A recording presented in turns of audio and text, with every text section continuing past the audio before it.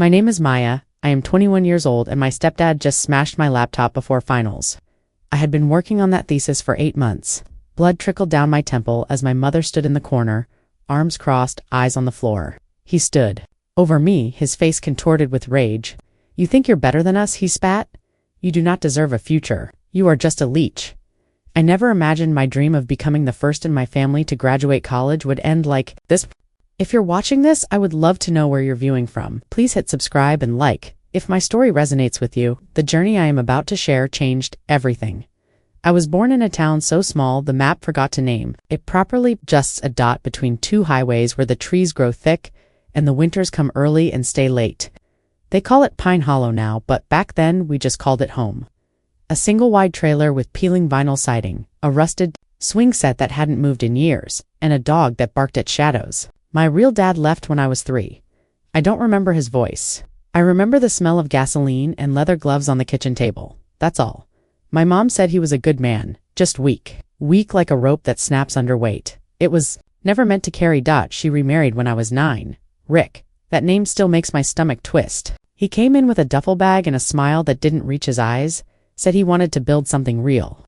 I didn't know what that meant then. I do now. It meant control. It meant silence. It meant watching your mother flinch when the front door slams. We lived in that trailer for 10 years. 10 years of canned soup and hand-me-down shoes. 10 years of me learning how to make myself small, invisible. I used to sit on the bathroom floor with the light off, just listening. Listening for the tone of his voice when he came home. Was it tired? Was it sharp? Was it already angry before he even stepped inside? I learned to read the air. My room was the only place I could breathe. It was tiny, barely big enough for a twin bed and a bookshelf my real dad had built before he left. The wood was rough, uneven, but it held books and notebooks and dreams. I started writing when I was 11, not stories, not poems, lists of things I would do when I got out, go to college, learn to drive, own a house with windows that open all the way, buy my mom a real bed. I wrote them in pencil at first, then pen. Then I started typing them on the old laptop my aunt gave me when she upgraded. It was ancient. Windows XP, the fan sounded like a dying lawnmower, but it worked, and it was mine. That laptop. It was my lifeline. I remember the first time I typed an essay on it. 7th grade, social studies, what does freedom mean to you? I wrote about windows, about being able to open them, about fresh air, about not having to listen for footsteps. My teacher wrote, "This is powerful, Maya.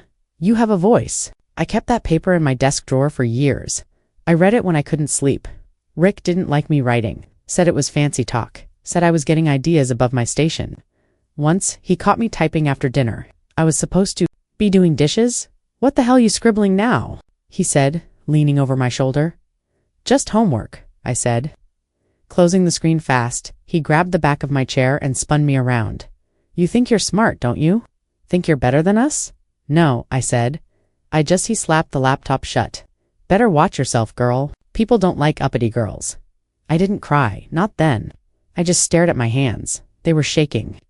I remember the cold of the metal desk under my palms, the smell of burnt popcorn from earlier, the way the light flickered above us, like it was afraid too. That was the first time, but not the last. After that, I hid the laptop under the bed, in the closet, once, in the oven when he came home drunk and started tearing through the house looking for evidence of me talking shit online. I don't know what he thought I was saying. I wasn't saying anything, not out loud, but on that screen, I said everything. I wrote stories about girls who escaped, about women who built lives from nothing, about fire and snow and silence and song. I wrote about a girl who stood on a train platform with a backpack and a one-way ticket and didn't look back. I wanted to be her. I started applying to colleges when I was 16, community college first, then, if I could, something bigger. I stayed up late filling out forms, writing essays, begging teachers for recommendation letters. I didn't tell anyone, not even my mom. She knew though. She saw the papers, saw me typing, saw the dark circles under my eyes. One night she came into my room, sat on the edge of the bed, didn't say anything for a long time. Then, "You really want to go, don't you?" I nodded. More than anything, she looked at the floor. "Rick says, you're ungrateful." "I'm not. I know you're not." Her voice was quiet, but he doesn't understand. "He thinks if you leave, it means we failed." "We didn't fail," I said. "I just want more." She reached out, touched my hair, just once, then stood up. Don't let him see you cry. That was the most she ever said. The most she ever did. But it was enough. I got into community college. Full scholarship, academic excellence, financial need. I remember opening the email. I was alone in the house. Rick was at work. Mom was at her night shift at the diner. I read it once. Then again. Then I screamed. Just once. A short, sharp sound, like a dog barking in the distance. I printed it. Hid it in my shoe. That night, I stayed up writing a new list. What I'll do when I get there: get a library card, join a writing group, eat food that isn't canned, walk through a campus in spring. I didn't know then, but I do now. That was the moment I became dangerous. To him, because dreams are dangerous when you're not supposed to have them. He found out a week later. Mom must have mentioned it. Or maybe he saw the printer light on. I don't know. He came into the kitchen where I was doing homework, slammed his hand on the table. So you're leaving, huh? Gonna be too good for us now. No, I said. I'm just going to school. He laughed. A dry, broken sound. You think that piece of paper makes you better than me? Huh? You think you're better than your mother? No, I said. I just want to leave, he said. You just want to walk out that door and never look back? Just like your deadbeat dad. That's when I stood up. First time I ever did. I'm not him, I said, and I'm not you. Silence. Then he backhanded me. Not hard. Not enough to leave a mark, but enough to make my ears ring. Enough to make me taste blood. I didn't cry. I just picked up my books and walked to my room. I locked the door. I sat on the floor and opened the laptop. Typed one sentence over and over. I will not disappear. I will not disappear. I will not disappear. The next morning he threw the laptop into the bathtub and turned the shower on full blast. I found it later, dripping dead. I cried then. For hours. Curled up on the bathroom floor, hugging the wet machine like it was a person. But I didn't give up.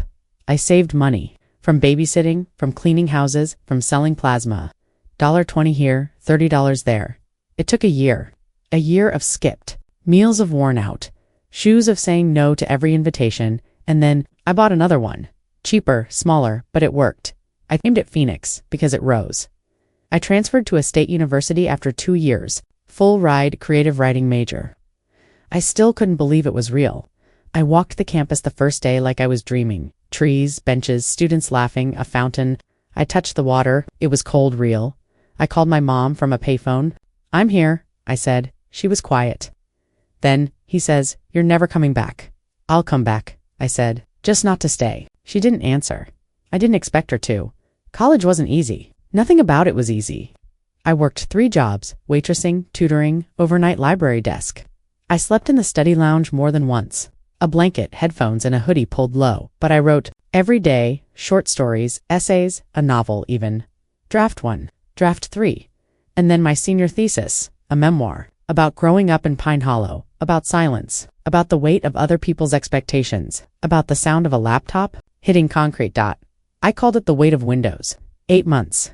8 months of waking up at 4 a.m. to write before class.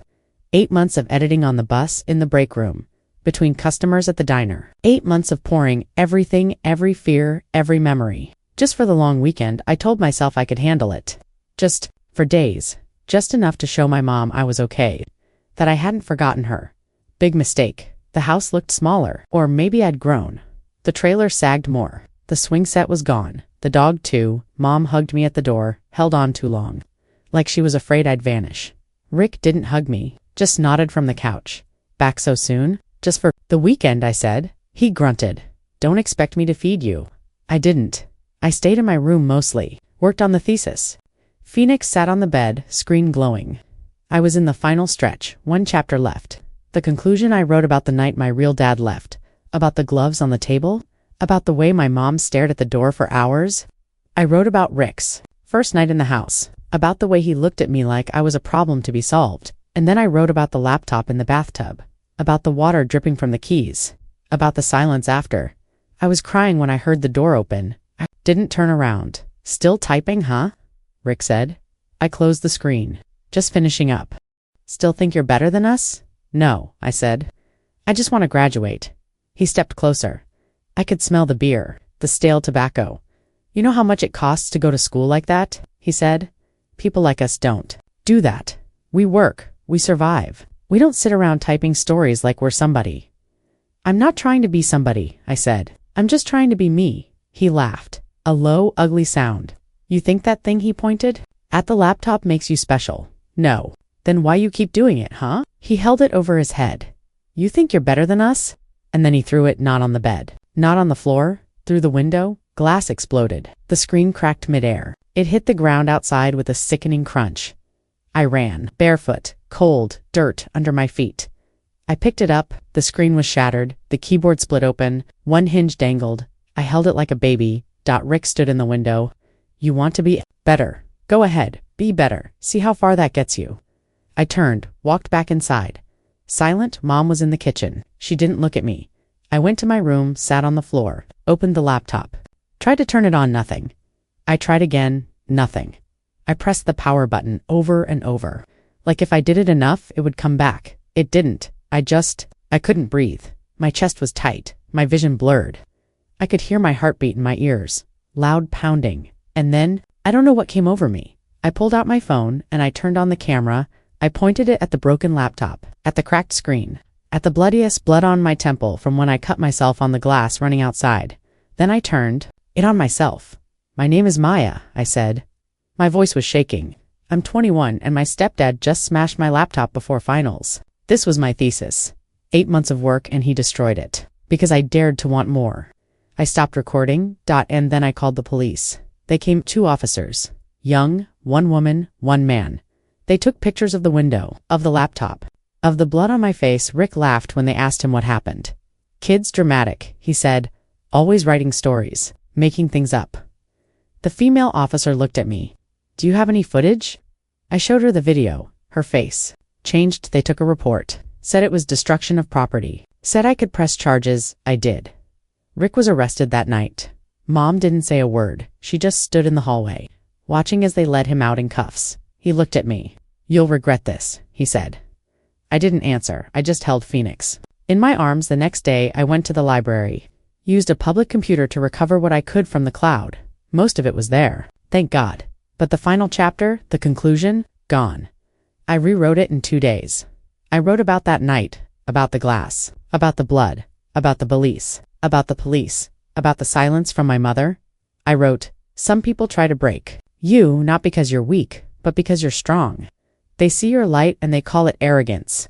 They see your hope and they call it betrayal. But the truth is, they're afraid that if you can leave, they'll have to face what they've become. I submitted it and I graduated with honors. I didn't go back to Pine Hollow. I moved to the city, got a job at a nonprofit that helps survivors of domestic abuse, started a blog, wrote another novel, and I kept the broken laptop not fixed, not hidden, on my desk. Every morning I see it. Broken screen, split keyboard, dangling hinge, but I also see the sticker I put on it after I got it back from the police. 3 words, I am here. People ask me all the time, how did you keep going? And I tell them 1 word at a time, 1 breath, 1 heartbeat. I didn't have a hero. I didn't have money. I didn't have support. I had a dream and a laptop and a voice. And when they tried to take it all, I recorded it. I filed the report. I spoke. And I kept writing. Because silence is what they want. Silence is how they win. But I'm not silent anymore. If you've ever been told you're too much, this is for you. If you've ever been called ungrateful for wanting more, this is for you. If you've ever bled for a dream, this is for you. I stood in the courtroom when Rick was sentenced. 6 months, probation, restitution. He didn't look at me. Mom didn't come. I didn't expect her to, but I read my victim impact statement. I said, you broke a machine, but you couldn't break me. And that's the one thing you never understood. I wasn't running from you. I was running toward myself. Afterward, a woman approached me, older eyes, tired, voice soft. My daughter, she said. She wanted to be a nurse. Her stepfather told her she'd never make it. Said she was lazy, stupid. She believed him. She's 35 now, works at a gas station, still lives with him. She handed me a piece of paper, her daughter's name, phone number. I think, she said, she needs to hear your story. I called her that night. We talked for 2 hours. She cried. So did I. She's going back to school next semester. She's starting with 1 class. 1 step, just like I did. I still have nightmares. Sometimes I wake up thinking the laptop is on fire. Sometimes I hear Rick's voice in the dark, but then I turn on the light and I see it, Phoenix still. Here, still mine. And I remember the blood, the glass, the police, the video, the words, the fight. And I say it out loud every time: I am here. I am here. I am here. I am here. I stayed in that house after he smashed the laptop, not because I wanted to, but because I had nowhere else to go. The heater rattled all night, like bones in a tin can. I lay on my bed, fully dressed, shoes still, on Phoenix cradled in my arms like a dead bird. The screen was spiderwebbed. The power button wouldn't click. I kept pressing it anyway, just once, just one more time. Outside, out the door, down the road, keep going until the town disappeared behind me. But it was December, 10 degrees, no coat, no money. And finals were in 9 days. 9 days I had to finish the thesis. I had to. It wasn't just a grade, it wasn't just a paper, it was proof. Proof that I could do it, that I could survive, and still create something true. But how? The cloud. I kept repeating that word in my head. The cloud, the cloud, the cloud. I'd backed up most of it, drafts, notes, research. But the final chapter, the one I'd written that night, raw, bleeding onto the page, that was gone. Typed straight into the laptop, not saved to Google Docs. Pulled out my phone. My hands were shaking so bad I could barely type, "Can you recover unsaved Word documents from a destroyed laptop?" The search bar felt like a prayer. Articles popped up. Recovering data from physically damaged devices. How to retrieve files. After hard drive failure, most of them said the same thing. If the hard drive survived and if you could get it out, a professional might be able to pull something. Might. Not? Will. Not. Yes. Might.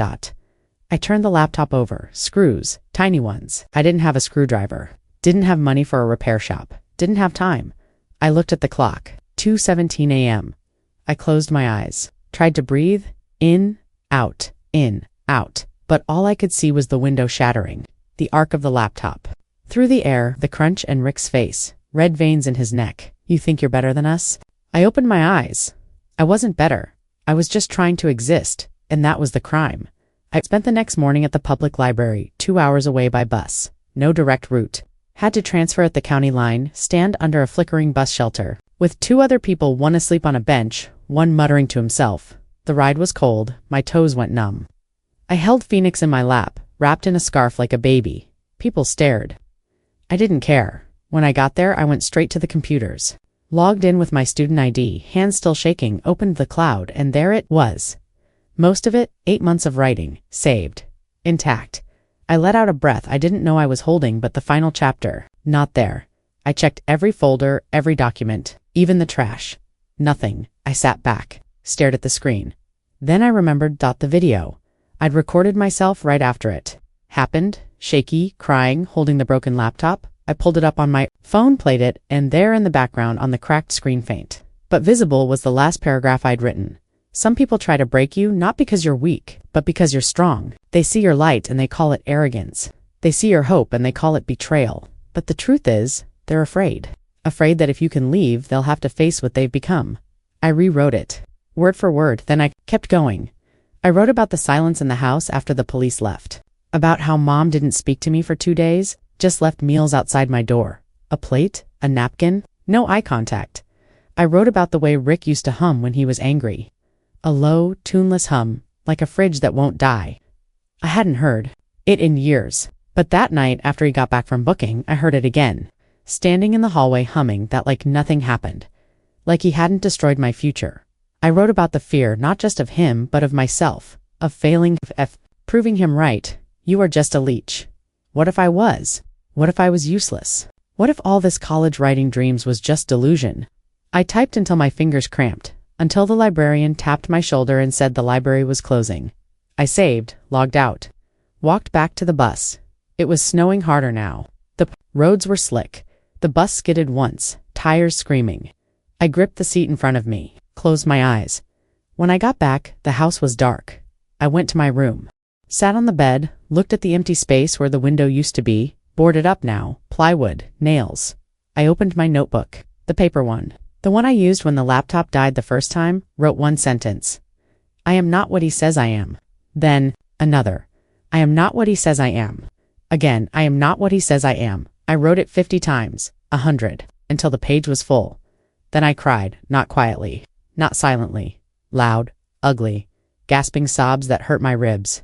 I missed my dad. Not the man who left, but the idea of him.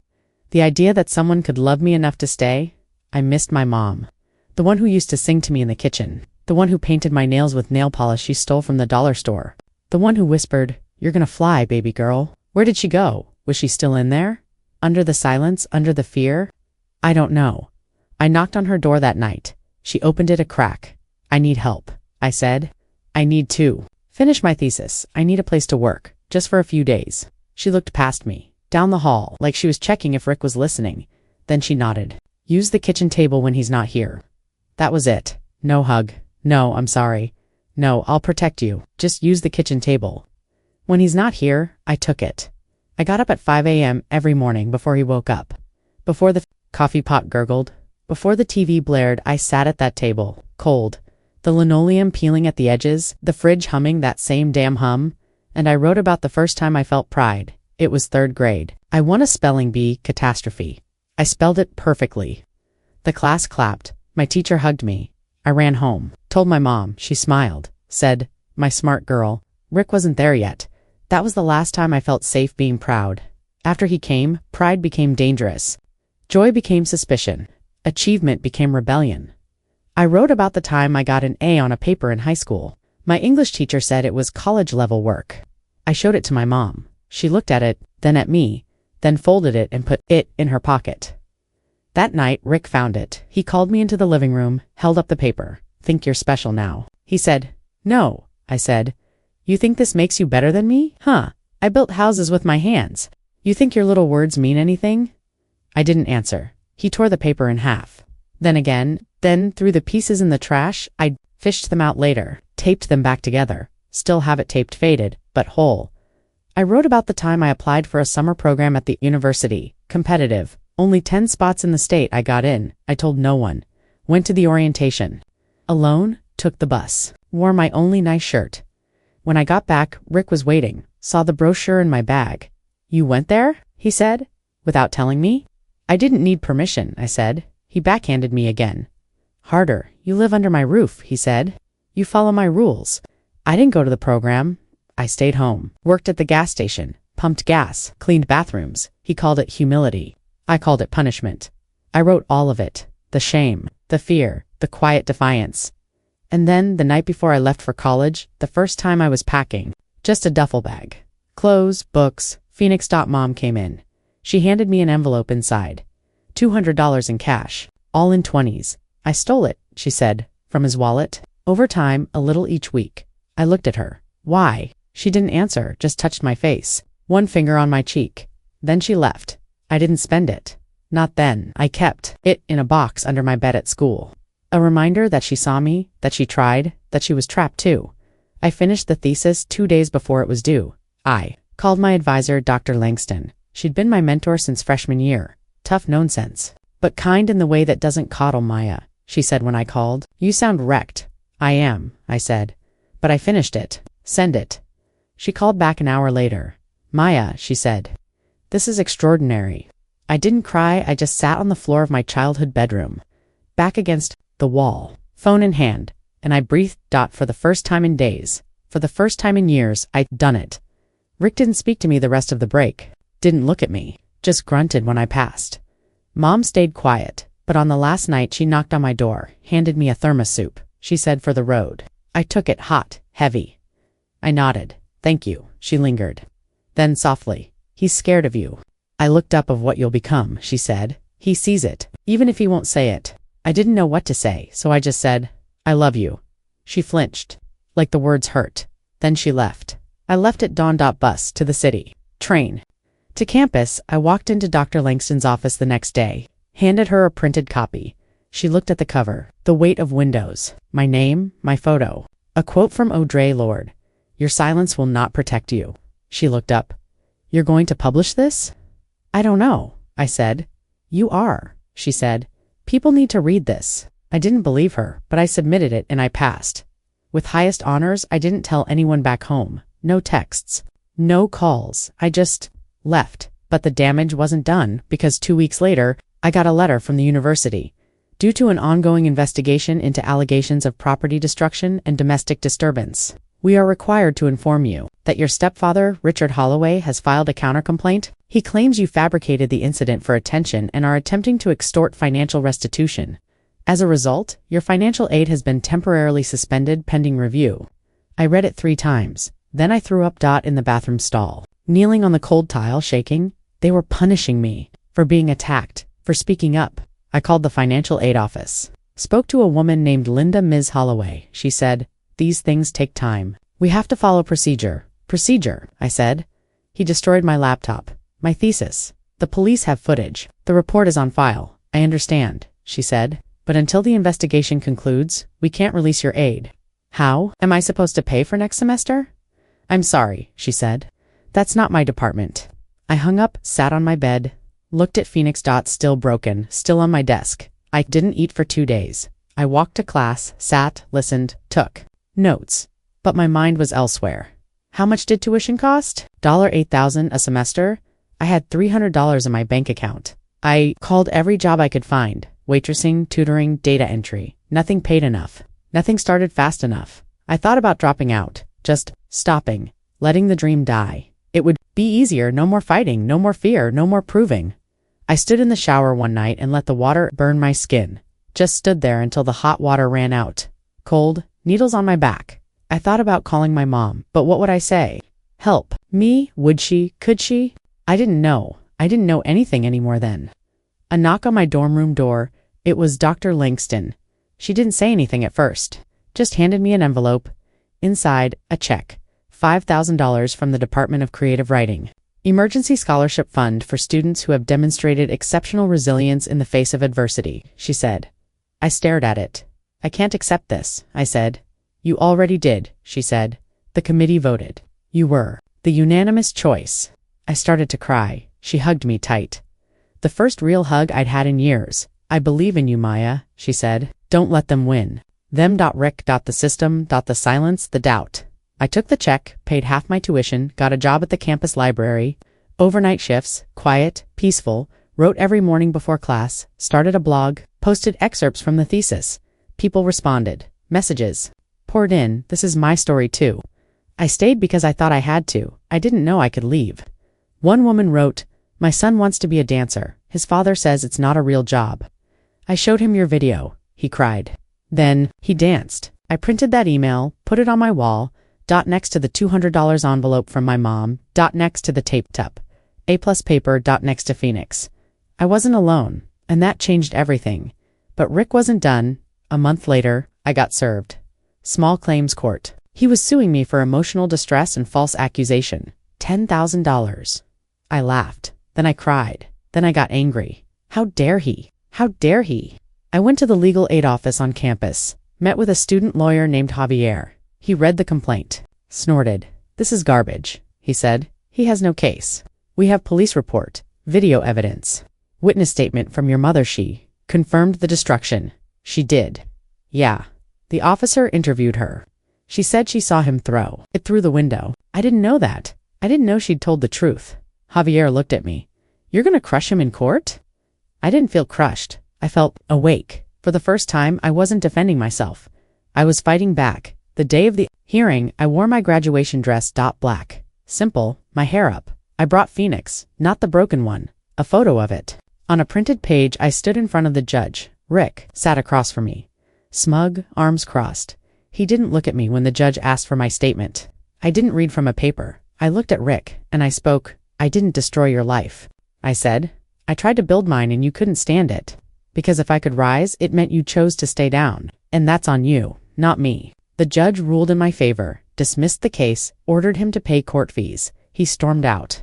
I sat in the courtroom for a long time. Then I called my mom. She answered on the 3rd ring. It's over, I said. Silence. Then he's gone. What? He? Left last night, packed his truck, didn't say where. I didn't know what to say, so I just said, Are you okay? I don't know, she said, but I turned on all the lights. I didn't understand. Then she said, every room. I turned on every light. And I knew. She was trying to see after years of living in the dark. I stood in that courtroom for a long time after the judge left. The bailiff nodded at me, like, you good? And I nodded back, but I wasn't sure. My hands wouldn't stop shaking. Not from fear, not from anger, from something deeper, something like release. Like a rope I didn't know I was holding had finally snapped. I walked out into the hallway. Cold tile, fluorescent lights, the kind that make everything look sick. I leaned against the wall, slid down, sat there. Still holding the photo of Phoenix, a woman sat beside me, older, gray hair in a bun. She didn't say anything, just handed me a tissue. I didn't realize I was crying. First time, she asked. I nodded. You won? She said. I looked at her. I didn't feel like winning. She smiled. A small, tired thing. Winning don't always feel like confetti. Sometimes it just feels like you can finally breathe. I held that thought, like you can finally breathe. I took a deep one, then another dot, and then I stood up. I didn't go home. I went to the library. Not my campus one, the public one. The same one I'd taken the bus to with snow in my shoes and a dead laptop in my arms. I sat at a computer, logged in, wrote, not the thesis, not an essay, an email, to my mom. I didn't plan it, didn't draft it, just typed. He's gone. The case is over. You don't have to be afraid anymore. I don't know what happens next, but I want you to know I still love you, and I'm not mad. I'm just sad. Sad for both of us. If you want to talk, I'm here. No pressure, no guilt. Just, I'm here. I sent it. Then I closed the screen, sat in the silence, and for the first time in my life, I believed that here was enough. I didn't hear from her for 3 weeks. 3 weeks.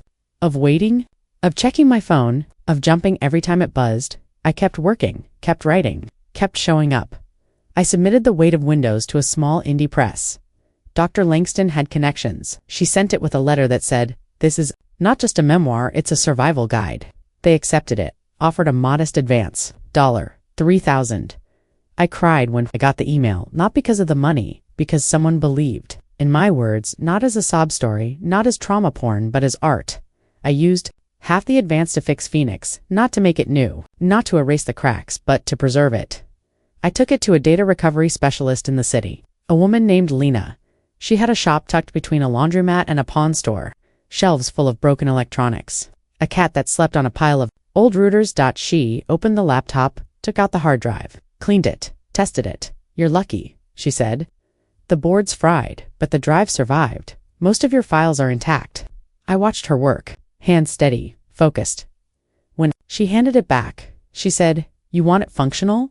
I can install it in a new shell, but I think you should keep it like this." She tapped the cracked screen. "This is part of the story now." So I did. I had her transfer the data to a new drive, gave the old one to a local artist who made sculptures from broken tech. She turned it into a piece called Voicebox. Now, it's in a gallery downtown, lit from below. The keys frozen mid-fall. The screen split like a lightning strike. People stand in front of it. Read the plaque. This laptop was destroyed because its owner dared to dream. The words it carried survived. I went to the opening, stood in the back. A woman turned to her friend and said, "This is why we can't stay silent." I didn't introduce myself. I just watched, and for the first time, I felt like my pain had purpose. Then, the call, "Mom." I was at work. Overnight shift at the library, quiet, just me, the hum of the lights, and a student asleep at a table with her head on her textbook. My phone buzzed. I saw her name. I almost didn't answer, but I did.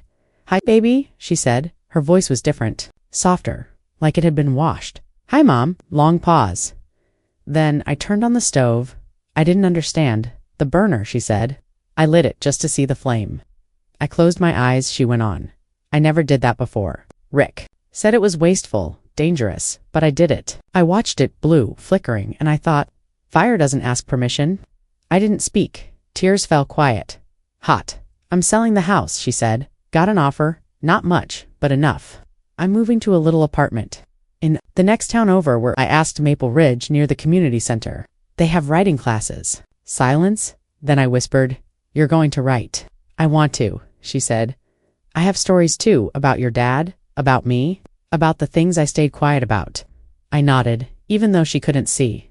"That's really brave, Mom." "I'm not brave," she said. "I'm just tired. Tired of being afraid, tired of the dark."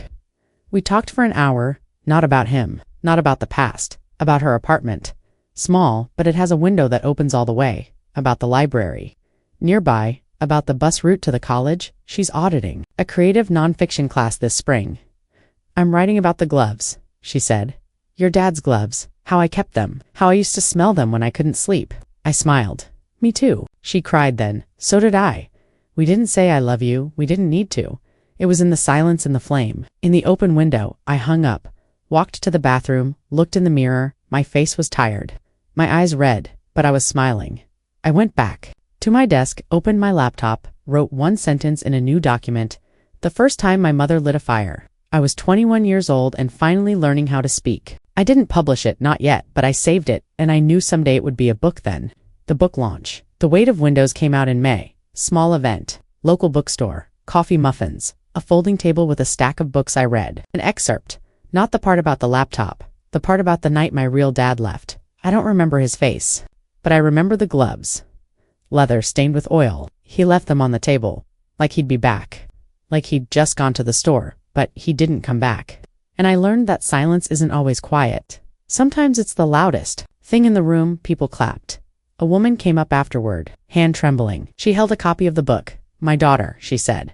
She's 17, wants to be a journalist.